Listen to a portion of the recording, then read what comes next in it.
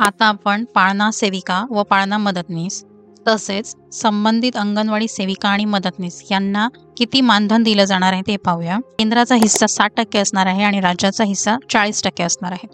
तर अंगणवाडी सेविकेला केंद्रामार्फत 900 रुपये आणि राज्यामार्फत 600 रुपये असे दर महिन्याला 1500 रुपये दिले जाणार आहेत आणि अंगणवाडी मदतनीसला केंद्रातर्फे 450 रुपये आणि राज्यातर्फे 300 रुपये असे दरमहा 750 रुपये दिले जाणार आहे। त्यांचा पगार प्लस त्यांना दर महिन्याला पाळणा योजनेमार्फत अंगणवाडी सेविकेला 1500 रुपये आणि मदतनीसला 750 रुपये हे अतिरिक्त दिले जाणार आहे। आणि पाळणा सेविकेचं जे मानधन आहे ते केंद्रामार्फत 3300 रुपये आणि राज्यामार्फत 2200 रुपये म्हणजे एकूण 5500 रुपये दर महिना असणार आहे।